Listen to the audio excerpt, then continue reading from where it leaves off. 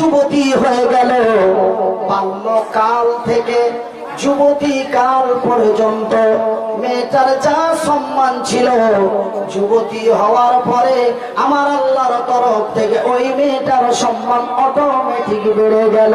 ভাই বলেন তো, ছেলের জন্য মেয়ে খোঁজে না মেয়ের জন্য ছেলে খুঁজে?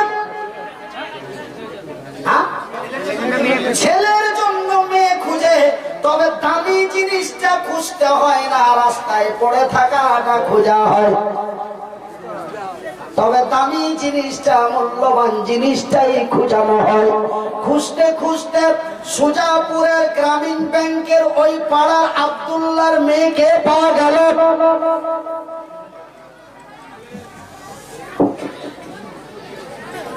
কথাবার্তা কমপ্লিট হয়ে গেল। এইবার ভাই বলেন তো, ওই মেয়েটাকে দেখাশোনা হয়ে গেল, কমপ্লিট হয়ে গেল। তারপরে রহিমের বাপ আব্দুল্লাহকে ফোন করে বলল, ওগো আব্দুল্লাহ, তোমার মেয়েকে পছন্দ হয়েছে, আমার ছেলের সাথে তোমার মেয়ের বিয়ে দিয়ে দেব। তবে তোমাদের পছন্দ আমাদের পছন্দ, তবে আমি বলি ওগো আব্দুল্লাহ, তোমার মেয়েটাকে আমার বাড়িতে পাঠিয়ে দাও। এই বলে কি ফোন করে ডেকে নেওয়া হয়? এই কথা বলে কি ডেকে নেওয়া হয়? না না না, ও হলো সুন্দরী রমণী, সম্মানিত নারী, ও সম্মানের সহিত বাড়িতে থাকবে। ওরে আব্দুল্লাহ, তুই ওরে বউ বানাইয়া সম্মানের সহিত দুলহান বানাকে লেকে আও। ও তোর বাড়ি আসবে না, ওকে সম্মান দিয়ে তুলে নিয়ে আয়, ওকে ইজ্জত দিয়ে ওর বাড়ি থেকে নিয়ে আয়। এইবার হয়ে চলে গেল বন্দরে, বলুন তো, এইবার চলে গেল ছেলের বাবা লোকজন নিয়ে মেয়ের বাড়ি চলে গেল মেয়েটাকে সম্মান করে নিয়ে আসার জন্য। এইবার বলুন তো বন্ধুরা, এইবার বলেন তো, এই মসজিদের ইমাম সাহেব চলে এলো। মসজিদের ইমাম সাহেব এসে আগে ছেলেটার কাছে যায় না আগে মেয়েটার কাছে যায়? না না, চাচা হতো ওয়াজের দিকে খেয়াল পড়ে গেছে। যাও আগে মেয়েটার কাছে যাও, মেয়েটা ছেলেটাকে বিয়েতে সম্মতি আছে কিনা যাও, তার ইজাব কবুল করে আসো। ও যদি ছেলেটাকে বিয়েতে সম্মতি থাকে তবে তার বিয়ে পড়ানো হবে, আর মেয়েটা যদি তার সম্মতির বাইরে চলে যায় তবে আব্দুল্লাহকে তার ছেলেকে আমাদিকে মুখ করে রিটার্ন ফিরে আসতে হবে। কথা ঠিক কিনা বলেন? তবে আগে মেয়েটার কাছে যাও ভাইজান। তবে মেয়েটা যুবতী থেকে নিয়ে বিয়ে পড়া পর্যন্ত মেয়েটার যা সম্মান ছিল, বিয়ে পড়িয়ে দেওয়ার পরে মেয়েটার সম্মান ইসলামের তরফ থেকে আরো বেড়ে গেল। আলহামদুলিল্লাহ, এবার মেয়েটা হয়ে গেল বৌমা। কি হলো? কথা বলেন না কেন?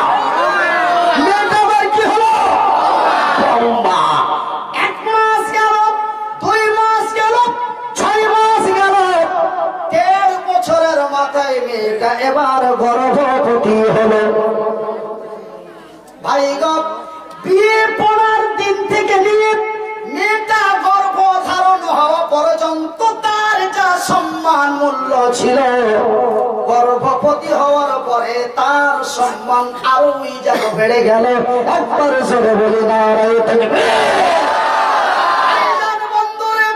এইবার যেন তার মেয়ে থেকে নামটা কেটে গেল হামালাতুহু উম্মুহু। হামালাত মানে গর্ভবতী, উম্মুন মানে মা। ভাইজান বন্ধুরে, শব্দটি যেন এমন ব্যবহার হলো না হামালাতুহু ওয়া নিসাউহু। নিসা মানে নারী, হামালাত মানে গর্ভবতী।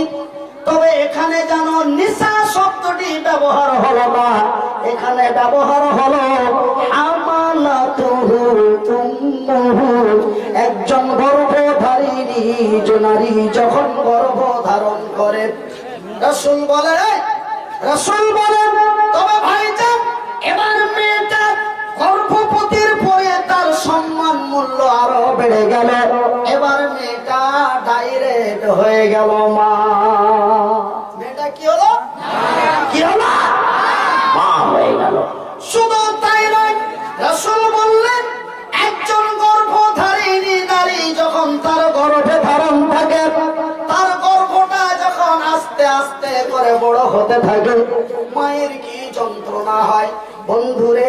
বিশ্বাস যদি না করেন, বাড়িতে যদি কোনো গর্ভধারিণী মহিলা মা বা বোন থাকে, লক্ষ্য করে দেখবেন ওই গর্ভবতী মহিলা, ওই গর্ভধারিণী মা দুপুর বেলায় খেতে বসেছে। দুপুর বেলায় খাবার খেতে খেতে হঠাৎ করে মায়ের দুই চোখ দিয়ে জল বেরিয়ে গেল। মা যেন আর খেতে পারলো না। মা খাবারের থালাটা ঠেলে দিল। মা যেন আর বসে থাকতে পারলো না। মা উঠে ঘরে চলে গেল। মা যেন দাঁড়িয়ে থাকতে পারে না। মা আমার বিছানায় বসে গেল। মা যেন বসে থাকতে পারে না। মা আমার বিছানায় শুয়ে গেল। মা যেন শুয়ে থাকতে পারে না। মা একবার ডান বাম করে দেয়, একবার মা ডান করে দেয়, একবার মা ওঠে, একবার মা বসে, একবার মা বারান্দায় যায়, একবার মা ঘরে আসে। এমনি করে মায়ের রাতের পর রাত, দিনের পর দিন কেটে যায়। রাতের পর রাত, দিনের পর দিন কেটে যায়। রাসূল বলেন সাহাবীরা রে, নবী বলেন সাহাবীরা রে, ওই যে গর্ভধারিণী মেয়েটা সারা রাত্রি ধরে যেই যন্ত্রণা কষ্ট পেল, তার কষ্টের বিনিময়টা জানো রে, তার কষ্টের বিনিময়টা জানো রে। একজন আল্লাহর বান্দা, একজন আল্লাহর বান্দি, একজন আল্লাহর বান্দা মাগরিব থেকে নিয়ে ফজর পর্যন্ত, সন্ধ্যা থেকে নিয়ে সকাল পর্যন্ত সারা রাত্রি ইবাদত করে যতগুলি নেকি পায়, আমার আল্লাহ এতগুলি নেকি ওই গর্ভধারিণী নারীর নেকির খাতায় লিখে দাও। সুবহানাল্লাহ বলে, আরেকটু জোরে বলে, নারায়ে তাকবীর, নারায়ে তাকবীর। আর ইসলাম জিন্দাবাদ, আর ইসলাম জিন্দাবাদ, আল কোরআন জিন্দাবাদ, আল কোরআনের আলো, আল কোরআনের আলো, আল হাদিসের আলো। নারায়ে তাকবীর, লা ইলাহা ইল্লাল্লাহ, লা ইলাহা ইল্লাল্লাহ, লা ইলাহা ইল্লাল্লাহ, লা ইলাহা ইল্লাল্লাহ, সুবহানাল্লাহ ওয়ালহামদুলিল্লাহ, ওয়া লা ইলাহা ইল্লাল্লাহ, ওয়া লা ইলাহা ইল্লাল্লাহ, লা ইলাহা ইল্লাল্লাহ, লা ইলাহা ইল্লাল্লাহ। আমার জনম দুঃখী মা। জনম দুঃখী কেন বলে? জনম দুঃখী কেন বলে? যেদিন মায়ের পেটে আমি ঠেকলাম, আমাদের হরিশ্চন্দ্রপুরের ভাষা পেটে ঠেকা, যেদিন মায়ের পেটে ঠেকলাম সেদিন মা কষ্টই মা সহ্য করতে পারল না। মায়ের চোখে পানি। যখন মায়ের পেটটা বড় হলো, মা উঠতে বসতে কষ্ট পেল, যেন মায়ের চোখে পানি। যখন মায়ের পেট থেকে দুনিয়ায় আসলাম, সেই দিনও মা কাঁদলো। যেদিন মায়ের পেটে ঠেকলাম সেদিন মা কাঁদলো। যেদিন মায়ের পেটটা বড় হলো সেদিনও মা কাঁদলো। যেদিন মায়ের পেট থেকে আসলাম সেদিনও মা কাঁদলো। যেদিন মায়ের বুকের দুধটা ধরিনি, সারাদিন কেটে গেছে, মা তার কাঁদলো। যেদিন মা ছেলেরে 2 থাপ্পড় দিলাম, সারাদিন লুকিয়ে বেড়ালো, খাবার খেলো না, সেই দিনও মা কাঁদলো। যেই দিন আমি মনিরুদ্দিন বিয়ে করে বইয়ের কথা শুনে মারে পিত্ত করে দিলাম, সেই দিনও মা কাঁদলো। এই জন্য বলে আমার জনম দুঃখী মা, আমার দয়াপতি দরদিনী মা, আমার জনম দুঃখী মা, আমার দয়াপতি দরদিনী মা। মা গো মা,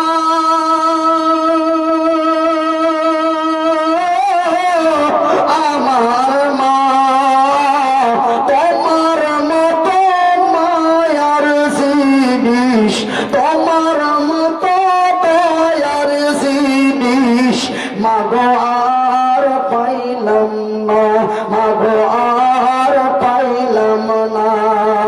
মারে এখানে খুঁজিলাম, মাকে ওখানে খুঁজিলাম, খুঁজিলাম সারা বাংলাতে, আরো খুঁজিলাম আমার বাড়ি, আরো খুঁজিলাম আমার বাড়ি, খুঁজিলাম সারা জগতে।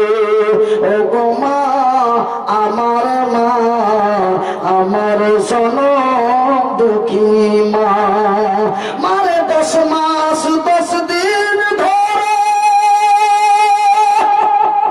পেটে করে রাখিলেন মরে,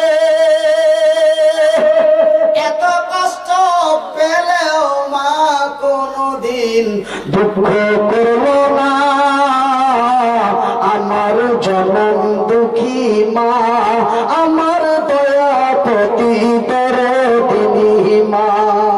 শুধু তাই নয় বন্ধুরে, হে আমার পরদানশীল মায়েরা, তোমরা যেন আমার মা, আমি যেন তোমাদের সন্তান। মা গো, দেশের পরিস্থিতি ভালো নাই মা, দেশের পরিস্থিতি ভালো নাই মা, আমার যেন আর বেশি দূরে নাই মা, দুনিয়া যেন শেষ মুহূর্তের দিকে চলে এসেছে। এই জামানাটার নাম হলো আখেরি জামানা। মারে বারবার করে বলি শোনো, রাস্তা পথে, ভাতগাজা বাজারে, অফিসে, আদালতে, কলেজ, ইউনিভার্সিটি, বিশ্ববিদ্যালয়, অফিস, আদালত, যেখানে যাবি মা, মায়ের সম্মান নিয়ে যাবি। কেন মারে, তোমরাই জানো বড় মূল্যবান বস্তু। আমার মায়েরা, মহান আল্লাহ রাব্বুল আলামিন আপনাদের আরোই কত সম্মান দিয়েছেন, বিশ্বাস করুন আর নাই বলুন। আল্লাহর পবিত্র কোরআনটি খুলে দেখুন, মহান আল্লাহ তাআলা নিজের ভাষায় বলেন, বিসমিল্লাহির রহমানির রহিম।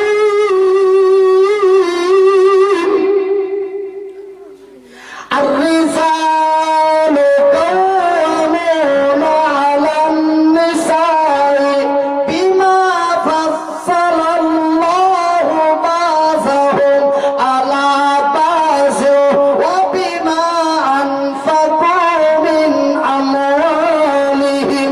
আমার আল্লাহ তার পবিত্র কোরআনে সুন্দর ভাষা দিয়ে বলেন, আর-রিজালু কাওয়ামুনা আলান নিসা, পুরুষরা হলো নারীদের সংরক্ষণকারী, হেফাজত কারণে ওয়ালা। কেননা আমি আল্লাহ নারীদের চাইতে পুরুষদের শক্তিশালী বানিয়েছি। একবার জোরে বলি নারায়ে তাকবীর। নারীদের চাইতে পুরুষদের কি বানিয়েছি? কে? শক্তিশালী বানিয়েছি, এমনকি বেশি শক্তি দিয়েছি। এবার নারীরা মনে মনে বলবে, হুজুর এটা কি আল্লাহ ঠিক করেছে? আল্লাহ তো রাহমান, আল্লাহ তো রাহিম, তিনি তো জব্বার, তিনি তো সত্তার, তিনি তো হক বিচার করনে ওয়ালা। তবে ওদেরও ঠ্যাং আছে, আমাদেরও ঠ্যাং আছে, ওদেরও হাত আছে, আমাদেরও হাত আছে, ওরাও কথা বলে, আমরাও কথা বলি। তবে আমার আল্লাহ এমনটা কেন করলো? আমাদের চাইতে ওদের শক্তি বেশি কেন দিল? আর ওদের শক্তি বেশি দেওয়ার কারণে ওরা অফিস থেকে এসে আমাদের মারে। ওরা জমি থেকে এসে আমাদের মারে, ওরা যখন পাই তখনই ঠাঠায়। যদি শক্তিটা সামান দিত তবে ওরা আমাদের মারতে পারতো না, আমরা ওদের মারতে পারতাম না, নাকি গো? আমার আল্লাহ বলে, রে আমার বান্দীরা, এই জন্য আমি আল্লাহ নারীদের চাইতে পুরুষদের শক্তিশালী বানিয়েছি। কেন? তোমরা ঘরের রানী, ঘরে বসে থাকবে। আমার আল্লাহ এই বিশ্বের নারী জাতিকে অতি সুন্দরী করে, অতি রমণী করে, অতি নরম করে। পুরুষের চাইতে নারীরা সুন্দরী বেশি না? দেখেন আমাদের ফরেস্টর আছে, ফরেস্টর বুঝেন না, জঙ্গল। আমাদের ফরেস্টর আছে, জঙ্গল আছে, ওদের আছে আছে। আপনারা বিশ্বাস করবে আমাদের চামড়াগুলো, আমাদের শরীরগুলো খুব কড়া, আর ওদের একটু দেখবেন কত নরম। অতি সুন্দরী করে, অতি রমণী করে, অতি সম্মানিত করে এই বিশ্বের নারী জাতিকে আমি আল্লাহ তৈরি করেছি। এই ঘরের নারী ঘরে বসে থাকবে, আর আমার মতো আত্মমনের উদ্দিন, আমার মতো নঈমুদ্দিন, আমার মতো জালালউদ্দিন, আমার মতো সালাহউদ্দিন, আমার মতো রইসুদ্দিন, আমার মতো আব্দুল্লাহ, আমার মতো আব্দুর রহিম, আমার মতো আব্দুর রহমান, তারা অর্থ সঞ্চয় করে নিয়েছে, অর্থ সম্পদ করে নিয়েছে। ওই সম্মানিত নারীগুলিকে যেন সম্মানের সহিত বাড়িতে বসে বসে খাওয়াইতে পারে, তাদের সম্মানের সুরক্ষা করতে পারে, তাদের পরিচালনা করতে পারে, তাদের ইজ্জতের হেফাজত করতে পারে। আব্দুল্লাহর বউ যেন আব্দুর রহিমের মোটর বাইকে মাস্তি না করে। এই জন্য আমি আল্লাহ নারীদের চাইতে পুরুষদের শক্তিশালী বানিয়েছি, পুরুষগতা ক্ষমতা দিয়ে বানিয়েছি। একবার জোরে বলি নারায়ে তাকবীর। আমি মনির উদ্দিন, হাত দুটো নাই আছে, আছে তো ছোট, তবে আমি মনির উদ্দিন, আমার হাত দুটো নাই, আমার পা দুটি নাই, কিন্তু আমি পুরুষ না মহিলা। কথা বুঝবেন, খালি না বুঝো করবেন। তবে আমি কে? জোরে বলি আমি কে? আমি পুরুষ। যদিও ঠ্যাং দুটো না থাকে, যদিও হাত দুটি না থাকে, তবু আমি কে? পুরুষ। আমার আল্লাহ আমার পুরুষগতা ক্ষমতা দিয়েছে। কথা ঠিক কিনা বলুন? এমন ওয়াজ করবো, তোরা যদি বেশি বদমাশি করিস, এমন ওয়াজ করবো যে তোর বাপ সকালে তোর আর একটা মান, আর একটা বিয়ে করা একদম ফরজ করে দেবো, এমন ওয়াজ করবো। আমরা তো চুপচাপ বসে যা, ভাতিজার বেটারা তাড়াতাড়ি বস। আমরা তো একদম ওই ওয়াজ করে দেবো, কিন্তু এই ওয়াজ বাদ দিয়ে ওই ওয়াজ চালু করবো যেন কালকেই তোর আর একটা মান।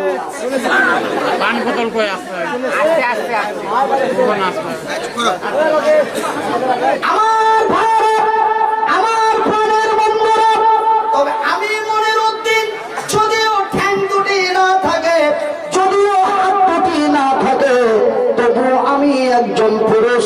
আমার আল্লাহ আমাকে পুরুষগতা ক্ষমতা দিয়েছে। ভাই গো, তোমাদের কথা বাদ দিয়ে দিলাম, আপনাদের কথা বাদ দিয়ে দিলাম। আমি মনির উদ্দিন, দেখেন ভাই, যদিও চলার শক্তি নাই, তবু আমার বিবি সাহেবা, ওই হাজেরার মা, বাড়িতে কত সুন্দর করে চতুর্দিকে খিড়কি লাগাইয়া একদম ঘরের ভিতরে হিটার ছেড়ে দিয়ে কি আরামের ঘুম, ঠ্যাঙের উপরে ঠ্যাং তুলে দিচ্ছে। আর আমি মনির উদ্দিন জামা কাপড় ভিজিয়ে দিলাম।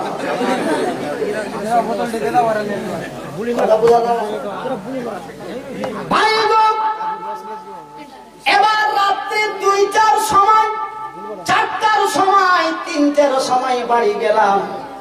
ওগো বিবি সাহেবা, ওগো বিবি সাহেবা, উঠো, দরওয়াজাটা খুল। কি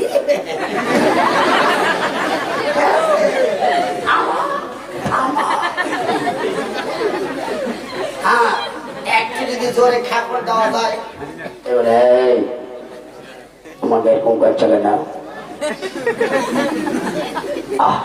কি আরামের ঘুম আছে, তারপরে তো কোন রকম চোখ চোখ করছে। আচ্ছা আচ্ছা আচ্ছা, খুব সুন্দর করে একটা চা খাওয়া ভালো। আচ্ছা আচ্ছা ঠিক আছে, আমি আসছি, চা নিয়ে আসি। কত সুন্দর করে চা নিয়েছে, তারপরে বলছি সুজা পুরো টাকাটা দিল।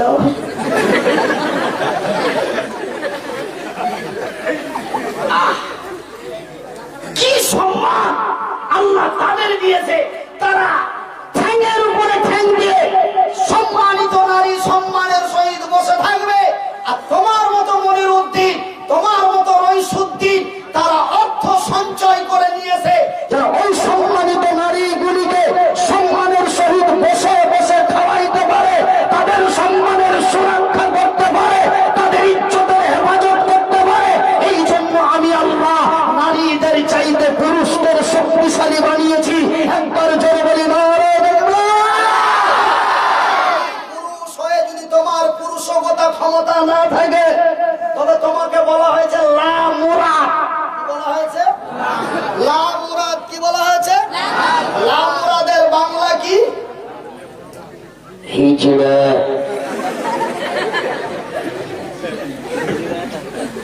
পাড়ুয়া।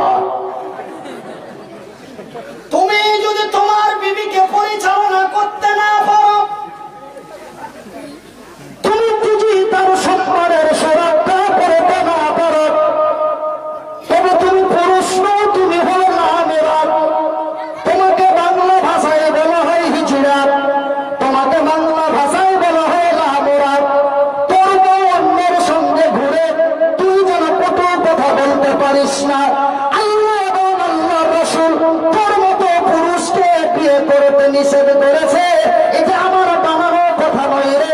আল্লাহর পবিত্র কোরআনটি খুলে দেখুন, রাসূলের হাদিসটি খুলে দেখুন, সুন্দর স্পষ্ট ভাষায় আল্লাহ এবং আল্লাহর নবী সুন্দর করে বলে দিয়েছেন, আমি আল্লাহ তোমাদের পুরুষ রূপে তৈরি করেছি। যদি তোমার পুরুষগত ক্ষমতা না থাকে, খবরদার তুই বিয়ে করিস না। কিন্তু এক জায়গায় আমার আল্লাহ বলছেন, তোমরা যখন পূর্ণ যুবক হয়ে যাবে, তাড়াতাড়ি বিয়ে করো, খবরদার আর লেট করো না। একটা দিন লেট করো না, একটা ঘন্টা লেট করো না। তোমার যৌবন যখন এসে যাবে, তুমি যখন পূর্ণ যুবক হয়ে যাবে, ওরে ছেলের বাবা তাড়াতাড়ি ছেলের বিয়ে দিয়ে দাও, ওরে মেয়ের বাবা তাড়াতাড়ি মেয়ের বিয়ে দিয়ে দাও। কেন ওই যুবতী মহিলা যদি তার যৌবন ধরে রাখতে না পারে, যদি অন্য কাউরি কাছে দিয়ে দেয়, কাল কিয়ামতের দিন তোরে হিসাব দিতে হবে। তাড়াতাড়ি বিয়ে দিয়ে দাও, ছেলের তাড়াতাড়ি বিয়ে দিয়ে দাও। ওরে যুবক তাড়াতাড়ি বিয়ে করে দে, ওরে যুবতী তাড়াতাড়ি তার বিয়ে দিয়ে দে। কিন্তু ভাই গো, এইখানে পুরুষকে বিয়ে করতে বলা হচ্ছে, আবার যেন পুরুষকে বিয়ে করতে নিষেধ করা হচ্ছে। কথা বুঝা যায়? করতেও বলা হচ্ছে, আবার নিষেধ করা হচ্ছে। নিষেধটা কেন করা হলো?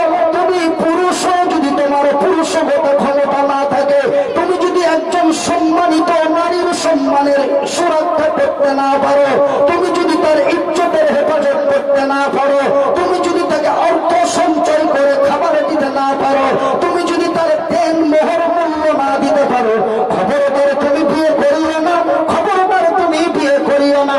তার আইডেন্টিটা আপনাদেরকে দিয়ে দিই। এই যে একজন নওজোয়ান তরুণ যুবক, মোটামুটি মুছগুলো তার কালো কালো হয়ে বেরিয়েছে, অষ্টি যেন তার 17 থেকে 18 হতে যাচ্ছে। রাসূলের কাছে চলে গেলেন, ইয়া রাসূলুল্লাহ, ইয়া হাবিবাল্লাহ, ইয়া রাসূলুল্লাহ, ইয়া হাবিবাল্লাহ। ওগো আল্লাহর নবী, ওগো দয়ার নবী, ওগো বিশ্বের নবী, হুজুর গো, আমি পূর্ণ যুবক হয়ে গেছি, আমার যৌবনে এসে গেছে। রাসূল গো, আপনার কাছে এসেছি বড় উদ্দেশ্য নিয়ে, আপনার কাছে এসেছি বড় আশা নিয়ে। নবী গো, আমার যেন একটা বইয়ের দরকার, আমার যেন বিয়েটা দিয়ে দেওয়া হয়।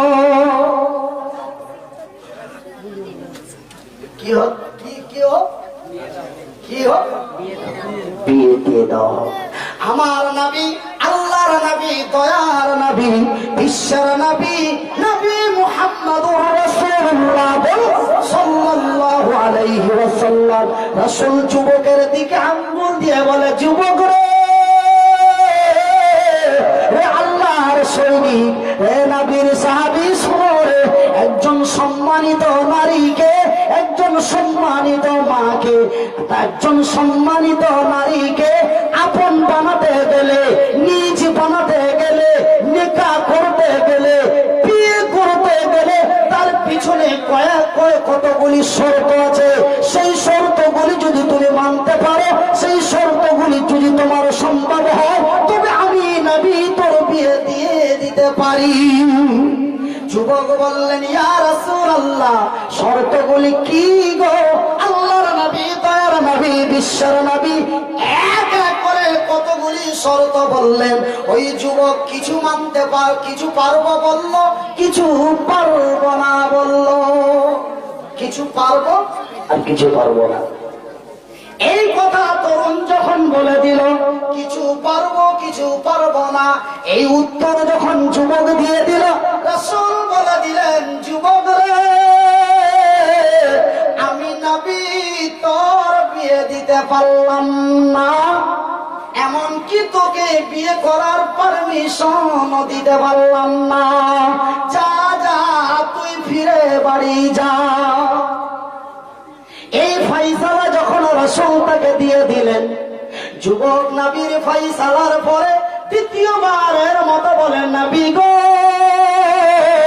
ওগো আল্লাহর নবী, ওগো দয়ার নবী, ওগো বিশ্বের নবী, হুজুর গো, আপনি যে আমার বিয়ে দিয়ে দিলেন না, আমি সেই শর্তগুলি না পারার কারণে আমি আর বিয়ে দিলেন না। কিন্তু নবী গো, রাত্রি বেলায় যে আমার ঘুম আসে না, রাত্রে আমার ঘুম আসে, বালিশে মাথা দিয়ে শুই আর শুধু পৃথিবী ঘুরি। একটু চোখটা বন্ধ হয়ে আছে, রুবেলের বোনের কাছে চলে যায়। একটু চোখটা বন্ধ হয়ে আছে, রুবুলের মেয়ের কাছে চলে যায়। একটু চোখটা বন্ধ হয়ে আছে, শ্যামপুর খালার কাছে চলে যায়। আমার ঘুম আসে না। আমার নবী, আল্লাহর নবী, দয়ার নবী, বিশ্বের নবী তাকে উত্তর দিয়ে বললেন, যুবক রে,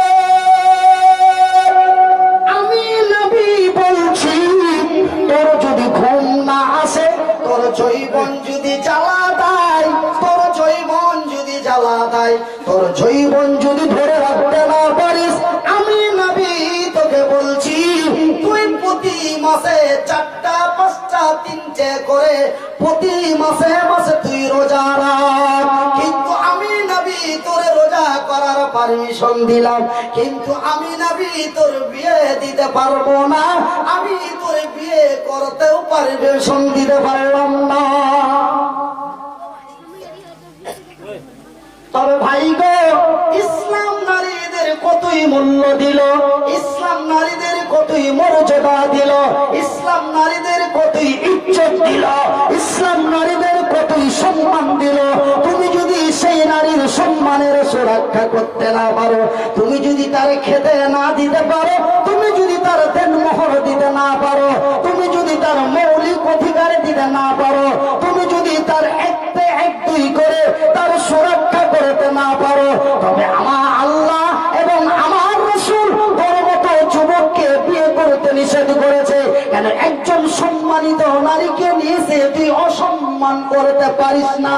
কেন আমি আল্লাহ এই বিশ্বের নারী জাতিকে অতি সুন্দরী হেফাজত করে, আমি সুন্দরী রমণী করে, মায়ের সম্মান দিয়ে আমি জান্নাতের ভিতরে তৈরি করেছি। না দেখো, এই পৃথিবীর প্রথম মানুষের নাম কি? হযরত আদম আলাইহিস সালাম। তবে আল্লাহ হযরত আদমকে তৈরি করেছিলেন ফাঁকা মাঠে, ফাঁকা ময়দানে, মরুভূমি বালুর চরে। কিন্তু হযরত হাওয়াকে কোথায় তৈরি করা হয়েছিল? কথা বলে জান্নাতের ভিতরে। যে জান্নাতের জন্য মানুষ লক্ষ টাকা খরচ করে দেয়, যেমন আমার ভাই আজকে করে দিয়েছে। কি নাম যে জালসা করাছে? রাজিকুল। তবে ভাই এত টাকা খরচ করেছে কি? 1 লাখ টাকা খরচ করেছে 2 লাখের আশায়? কথা বলেন। 1 লাখ টাকা খরচ করেছে 2 লাখ টাকার আশায়? কিসের জন্য? আমি 1 লক্ষ টাকা খরচ করে একটা ধর্মসভা দিলাম, হুজুরেরা এসে কোরআন হাদিসের কথা শুনবে, মানুষ শুনবে, তারা হেদায়েত হবে। আমি আল্লাহ আমি আমার আল্লাহ এর বিনিময়ে আমাকে নেকি দিবে এবং নেকির বদলে আমি জান্নাতে যাব। আজকে আমরা রোজা রাখি কিসের জন্য? কথা বলে। নেকি নিয়ে কি হবে? জান্নাত। তবে আমি নামাজ পড়ি জান্নাতের জন্য, রোজা রাখি জান্নাতের জন্য, সাদকা করি জান্নাতের জন্য, দান করি জান্নাতের জন্য, অন্য উপকার করি জান্নাতের জন্য। তবে জান্নাত কত আনন্দময় জায়গা, জান্নাত কত মূল্যবান জিনিস। আর আমার আল্লাহ এই বিশ্বের নারী জাতিকে ফাঁকা ময়দানে মরুভূমিতে তৈরি করলেন না, আমার আল্লাহ নারীদের তৈরি করলেন তার আনন্দময় জান্নাতে। একবার জোরে বলি নারে তাকবীর। এমনই সম্মানিত সুন্দরী নারী তোমরা, সেহেতু তোমরা নিজের সম্মান নিজেকে নষ্ট করো না, নিজের মূল্য নিজে হারিয়ে দিও না। এটাই আমার বারবার একই অনুরোধ। আমার ভাইরা, আমার মায়েরা, তবে আমি শেষ কথার এক কথাই বলে আমার বক্তব্যটাকে দ্বিতীয় কথায় নিয়ে চলে যাই।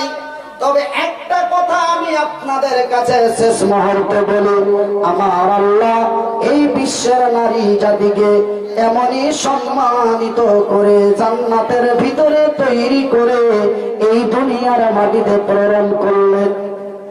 মাসের পর মাস যায়, বছরের পর বছর যায়, যুগের পর যুগ যায়, কালের পর কাল যায়, জামানার পর জামানা যায়। এবার একটি জামানা এসে গেল, সেই জামানাটার নাম কি রে? এটা হলো আখেরি জামানা। কিন্তু এর পূর্বে একটা জামানা এসেছিল, ওই জামানাটার নাম কি বলা যাবে? আমার বাবা চাচা পিছনে বসে আছেন, তিনি বলে অন্ধকার জামানা। ভাইজান বন্ধুরা, তবে চাচা বলেছেন অন্ধকার জামানা, আমি বলছি না, এটা হলো আখেরি জামানা। কিন্তু এর পূর্বে একটি জামানা এসেছিল, সেই জামানাটার নাম হলো জাহেলিয়াত। জামানাটার নাম কি ছিল? জাহেলিয়াত। ওই জামানা যখন এসে গেল, আমার আল্লাহর দেওয়া সম্মানিত নারীগুলিকে, এই বিশ্বের নারীদের যত সম্মান, মূল্য, অধিকার সমস্ত এক গুঠিত করে একটি টোপলার ভিতরে ভরে, একটি ক্যারির ভিতরে ভরে নারীর সম্মান, ইজ্জত, মূল্য, সম্মানকে মাটির নিচে পুঁতে দিল। ওরা যেন মুহাম্মাদের উত্তরসূরি ছিল না, ওরা যেন হযরতে মূসার উত্তরসূরি ছিল না, ওরা যেন হযরতে ঈসার উত্তরসূরি ছিল না, ওরা যেন দাউদের উত্তরসূরি ছিল না, ওরা যেন হারুনের উত্তরসূরি ছিল না, ওরা ছিল আবু জেহেলের উত্তরসূরি, ওরা ছিল কোরআনের শত্রু, ওরা ছিল আল্লাহ রাসূলের দুশমন, ওরা ছিল আবু জেহেলের উত্তরসূরি।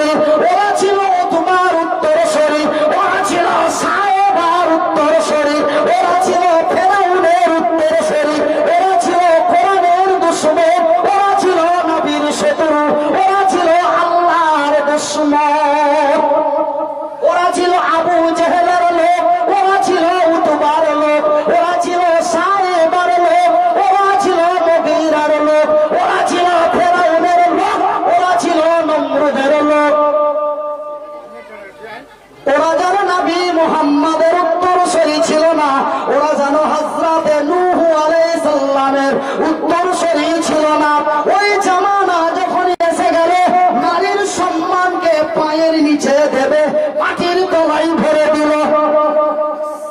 আমার মায়ের, আমার বোনেরা, আমি প্রমাণ করতে চাই ইতিহাসের পাতা থেকে, আমি প্রমাণ আপনাদের দেখাতে চাই। তবে ইসলাম নারীদের সম্মান দিল, ইসলামের শত্রুরা নারীর সম্মানকে ছিনিয়ে নিল, কিন্তু পুনরায় ইসলাম সম্মান ফিরিয়ে নিয়ে আসলো ইসলাম। একবার জোরে বলে নারায়ে তাকবীর। দিল ইসলাম, ছিনালো ইসলামের শত্রুরা, ফিরিয়ে নিয়ে আসলো ইসলাম। তার প্রমাণটা দিব না ছেড়ে দিব? কষ্ট হচ্ছে আপনাদের? না দিব। আমার ভাইয়ের, আমার বন্ধুরা, ওই জামানাটি যখন এসে গেল, ওই জামানায় নারীর মূল্য সম্মান হারিয়ে দিল। ভাই বন্ধুরে, এমন সুন্দরী সুন্দরী নারীগুলিকে ভাইজান আমরা মৃত্যুর পরে চিতা জ্বালাই, আমরা মৃত্যুর পরে কবর দিই, আমরা মৃত্যুর পরে জলে ভাসিয়ে দিই। কিন্তু ওই দিন সেই জামানায় চিন্তা ধরপড় ধরপড় টকটকে চেহারা, মৃত্যু হয় নাই, অসুস্থ হয় নাই, চিন্তায় গর্ত কুড়ে পুঁতে মাটি চাপা দিয়ে দিত। সেই দিন মক্কার মাটিতে হাজারো নারীগুলিকে মাটির নিচে পুঁতে দিয়েছে। একটা ছোট্ট ঘটনা আপনাদের বলি। আমি মনিরউদ্দিন, এই জামানার লোক, এই জামানার নাম হলো আখেরি জামানা, আর আমার নাম হলো মনিরউদ্দিন। আমার বাড়ি হলো হরিশ্চন্দ্রপুর। আমি যখন বাড়ি থেকে বেরিয়ে আসলাম, আমার বিবিকে সুন্দর করে দেখে বললাম, ওগো বিবি সাহেবা, পাহাড়ের চোখের আড়াল না, পাহাড়ের আড়াল। বাড়ি থেকে বেরিয়ে গেলাম, দুঃখ যদি পেয়ে থাকো ক্ষমা করে দিও, কষ্ট যদি পেয়ে থাকো ক্ষমা করে দিও। বাড়ি থেকে বেরিয়ে গেলাম, আগামী 16 তারিখে ফিরবো। যদি বেঁচে থাকি তবে দেখা হবে রে, আর যদি চলে যাই জীবনের মতো বিদায় নিলাম। বিবি রে, কচি কাচাদের দেখে থেকো, বেশি মারামারি গালি গুলোজ করো না, যেন মাথা বেশি গরম করো না। এমন সুন্দর সুন্দর কথা বিবিকে দেখে, বিবির কাছ থেকে আমি মনিরউদ্দিন বিদায় নিয়ে এসেছি। আপনারাও যেন এমন বিবির কাছ থেকে বিদায় নিয়ে বাড়ি থেকে যান। যান না? যাও না?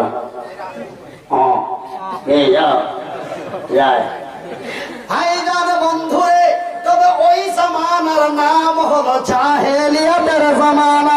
ওই জাহেলিয়াতের জামানার আমারই মতো এক যুবক, আমারই মতো এক যুবক, ওর নাম জানো তাহিয়া কালবি।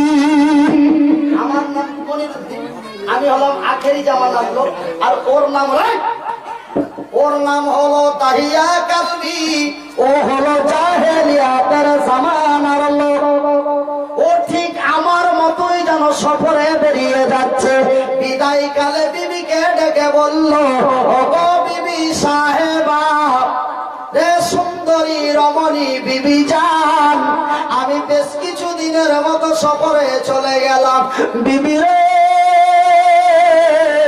তুমি যেন গর্ভে ধারণ আছো, তোমার গর্ভে যেন সন্তান আছে না সন্ততি আছে, ছেলে আছে না মেয়ে আছে জানি না রে।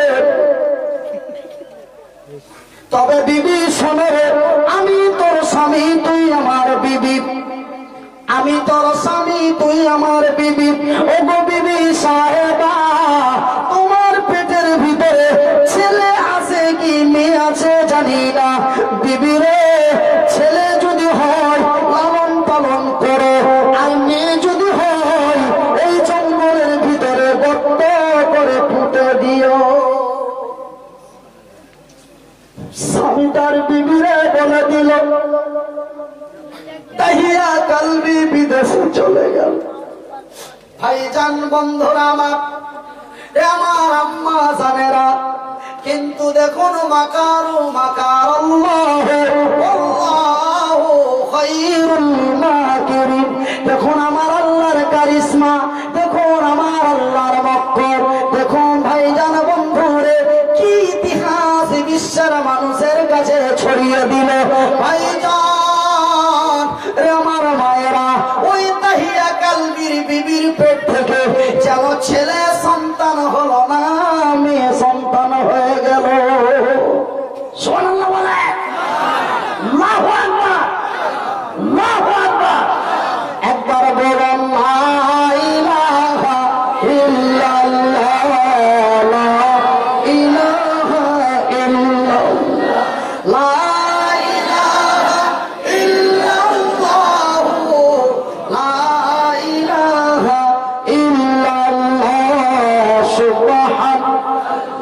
সুবহান আল্লাহ আলহামদুলিল্লাহ, ওয়া লা ইলাহা ইল্লাল্লাহ, ওয়া লা ইলাহা ইল্লাল্লাহ, লা ইলাহা ইল্লাল্লাহ, লা ইলাহা ইল্লাল্লাহ। গাহে বুলবুল বাগিচায়, গাহে বুলবুল বাগিচায়, এ সোনার ফসল ফলিয়া, লা ইলাহা ইল্লাল্লাহ, লা ইলাহা ইল্লাল্লাহ, লা ইলাহা ইল্লাল্লাহ, লা ইলাহা ইল্লাল্লাহ। একদিন মাটির ভিতরে হবে ঘর, রে বন্ধু আমার কেন বাঁধো এই দালান ঘর, কেন বাঁধো এই দালান ঘর। একদিন মাটির ভিতরে হবে ঘর, রে বন আমার কেন বাঁধো এই দালান ঘর, কেন বাঁধো এই দালান ঘর। টাকা পয়সা গাড়ি বাড়ি, টাকা পয়সা গাড়ি বাড়ি, সবই রবে পড়িয়া,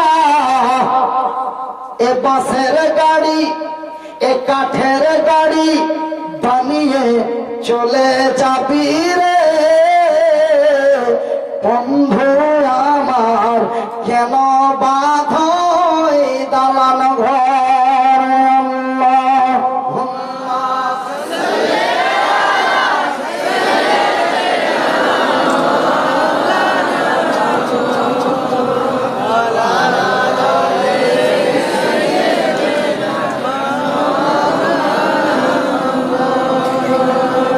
سيدنا مولانا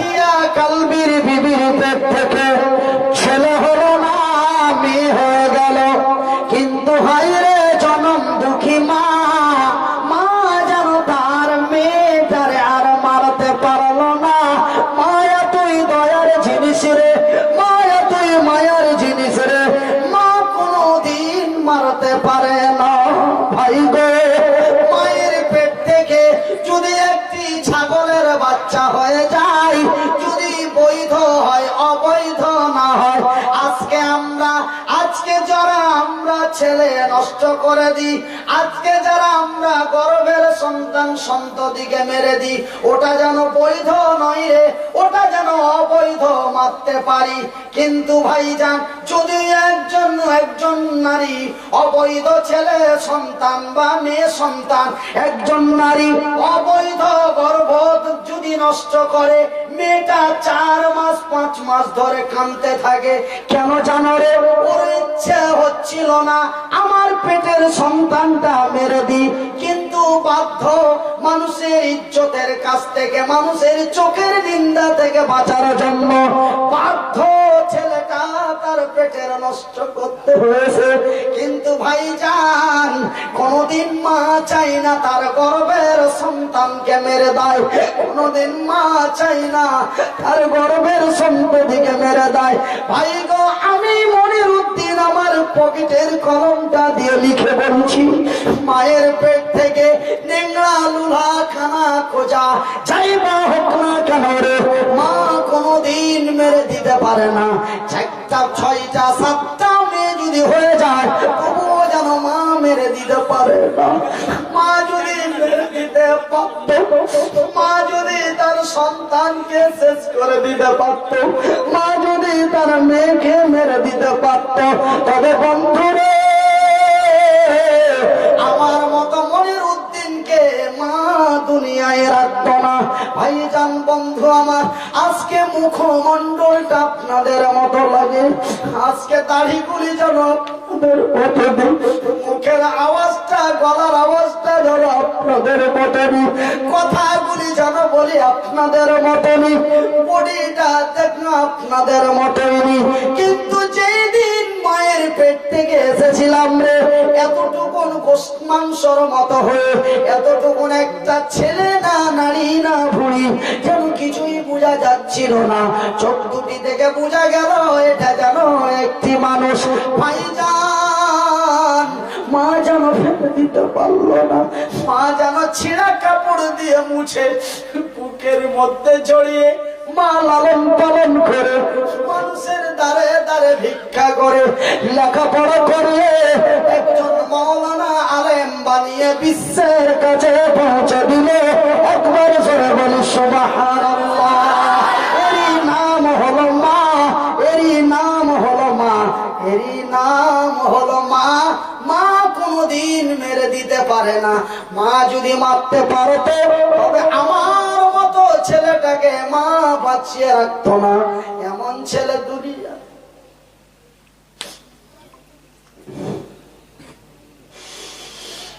এমন ছেলে দুনিয়াতে বেঁচে কি করবে রে, কিভাবে খাবে, কেমন করে চলবে?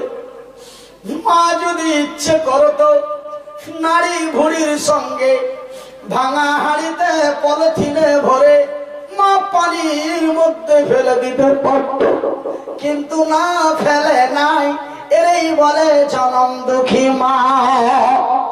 দাহিয়া কালবির বিবি যেন মেয়েটাকে মেরে দিতে পারলো না, সুন্দর করে মেয়েটাকে লালন পালন করলো, সুন্দর করে লালন পালন করে মেয়েটা এমন টুকটুকে টুক টুক টুক টুক করে বাড়িতে চলে। বেশ কিছুদিন পরে বাবা তার ফিরে আসলো, মেয়েটা দেখে বাবা চিন্তা করে, এই মেয়েটা কার রে, এই মেয়েটা কার রে? বিবিরা তো গর্ভধারণা রেখে গেছিলাম, তবে এই মেয়েটি নাকি আমার। কিন্তু বিবি তার ভয়ে বলতে পারে না, স্বামী যদি জানতে পারে মেয়েটার আমার জীবন থেকে মেরে দেবে। এই জন্য মা তার বলতে পারে না। কিন্তু বন্ধুরে, সত্য কোনদিন চাপা থাকে না, সত্য একদিন প্রমাণ হয়ে যায়, অরিজিনাল একদিন প্রকাশিত হয়ে যায়। ভাইজান, দাহিয়া কালবি বুঝতে পারলো মেয়েটি আমার। এই বলে হঠাৎ করে বিবিরে ডাক দিয়ে বলল, ওগো বিবি সাহেবা, রে আমার সুন্দরী রমণী, আমি কি মাত্র জানতে পারলাম এই মেয়েটি আমার। বিবিরে, আমি যখন জানতে পেরেছি মেয়েটি আমার, আমি নিজেকে বড় আনন্দে আনন্দিত হয়ে আমি যেন বড় খুশি হয়েছি। ওগো বিবি সাহেবা, ওই আমার মেয়েটাকে সুন্দর করে একটু গোসল স্নান করে নতুন জামা কাপড় পরিয়ে দাও, আমি মেয়েটার হাত ধরে একটু বাজার থেকে ফিরিয়ে নিয়ে আসি। এই আমেরিকান চাল ছেলে, এই ব্রিটিশ চাল ছেলে বিবির কাছ থেকে মেয়েটারে হাতিয়ে নিল। বিবির কাছ থেকে মেয়েটারে হাতিয়ে নিয়ে যেন বন্ধুরে সুজাপুর বাজারে গেল না, ওই মেয়েটাকে নিয়ে যেন এক জঙ্গলে পাহাড়ের কিনারায় নিয়ে চলে গেল। ছোট্ট মেয়ে যেন টুকটুক করে কথা বলে। মেয়েটি বলে, ও বাবা, তুমি যে মারে বললে বাজারে যাব, কিন্তু বাবারে জঙ্গলে কেন আসো? বাবা যেন তার কথাই খেয়াল দেয় না, জঙ্গলের ভিতরে পাহাড়ের কিনারায় নিয়ে চলে গেল। আর পাহাড়ের কিনারায় নিয়ে যে একটি গর্ত খুঁড়তে আরম্ভ করলো। গর্তটি খুঁড়তে আসে, মাটিগুলি ছিটে ছিটে যারা বাবার মুখে পড়ছে। ছোট 4-5 বছরের টুকটুকি মেয়েটা বাবার মুখগুলো তার জামা দিয়ে মুছিয়ে দেয় আর বলে, বাবারে তুমি কেন এত কষ্ট করছো? কিন্তু মেয়েটা বুঝতে পারে না এই গর্তের ভিতরে আমার এই দিয়ে দেবে। ভাইজান, তবুও যেন বাবার জনে দয়া হলো না, যেন বাবার জানে মায়া হলো না। আমার মায়ের, আমার বোনেরা, তোমাদের উপরে কোনো দয়া ময়া ইজ্জত ভালোবাসা কিছুই ছিল না, সমস্ত কিছু মাটির নিচে ফেলে দিয়েছিল। তারা যেন আবু জেহেলের উত্তরসূরি, তারা যেন উতবার উত্তরসূরি, ওরা যেন মুহাম্মাদের লোক ছিল না, ওরা যেন ঈসা আলাইহিস সালামের লোক ছিল না, ওরা যেন হযরতে মূসার লোক ছিল না, ওরা যেন ছিল ফেরাউনের লোক, ওরা ছিল আবু জেহেলের লোক, ওরা ছিল কোরআনের দুশমন, ওরা ছিল নবীর শত্রু। একবার জোরে বলি নারায়ে তাকবীর। ভাইজান, বন্ধুরা আমার, এবার সুন্দর করে গর্তটি খোঁড়া হলো। গর্তটি খোঁড়ার পরে মেয়েটাকে ডাক দিল, ও গো মা, একটু শুনতো বেটি রে, আমি এতক্ষণ ধরে যে গর্তটি খুঁড়লাম, মা একটু মুড়ি বাড়াইয়া দেখো তো গর্তটি খোঁড়া সঠিক হয়েছে কিনা। মেয়েটাকে মা বলে ডেকে গর্তটির দিকে দেখতে বলল। বাবার কথা শুনে মেয়েটি যখন গর্তের দিকে চেয়ে দেখতে গেল, বাবা তার পিছন থেকে ধাক্কা দিয়ে গর্তের ভিতরে ফেলে দিল।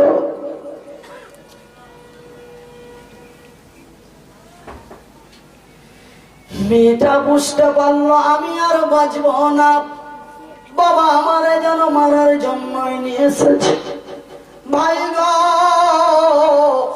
এই পৃথিবীতে সব চাইতে বড় অধিকার হলো বেঁচে থাকা। লক্ষ কোটি টাকা যদি কাউরে দেওয়া যায়, আর যদি বলে বন্ধুরে তোকে 10 কোটি টাকা দিব, এই 10 কোটি টাকার বিনিময় এই 6 ইঞ্চির চাকু খানা 1.5 ইঞ্চি তোর লোলা গলার মধ্যে দিব, আসেন কোন আল্লাহর বান্দা রাজি হবে? আছে? আসেন গো। বলে চাই না টাকা, চাই না কড়ি, চাই না সোনা, চাই না চাঁদি, চাই বাঁচতে চাই। রাস্তায় চেয়ে খাবো, মানুষের দ্বারে কামলা বেচে খাবো, মানুষের দ্বারে দ্বারে রিক্সা চালিয়ে খাবো, কিন্তু কোটি টাকার দরকার নাই রে, বাঁচতে চাই। তবে এই পৃথিবীতে বেঁচে থাকার চাইতে বড় অধিকার আমার জানা মতো আর নাই। আপনাদের আছে কি? আছে? তবে ভাইজান, মেয়েটা যেন তার বাবার কাছ থেকে বাঁচতে চায়, হাত দুটি জড়িয়ে গর্তের ভিতরে থেকে বলে, আব্বা, তোমার হাতে ধরি পায়ে ধরি বাবা, তুমি আমারে এমন করে মেরো না, আমি তোমাকে আব্বা বলে ডাকবো না, আমি তোমার বাড়ি যাব না, আমি তোমার খাবার খাবো না, এমনকি আব্বা রে তুমি যে আমার আব্বা এই পরিচয়টাও আমি এলাকার মানুষকে দিব না। আব্বা রে অন্য এক এলাকায় চলে যাব, মানুষের ধারে ধারে ভিক্ষা করে খাবো, কিন্তু বাবারে মেরো না, বাঁচতে দাও। বাবারে জানে দয়া হলো না, বাবার জানে মায়া হলো না, এমন বিশাল একটি পাথর দুই হাত দিয়ে হাতে নিল, এমন একটি বিশাল পাথর 5 থেকে 10 কেজি ওজনের, 20 কেজি ওজনের এমন একটি বিশাল পাথর দুইটি হাত দিয়ে উঁচু করে ধরলো, আর হাত দুটো উঁচু করে ধরে ওই মেয়েটার দিকে বিছানা করে ওই পাথরটা তার বুকের মধ্যে মেরে দিল। যখন পাথরটি তার বুকে মেরে দিল, বুকটা ফেটে রক্ত ফুলকি দিয়ে উঠল,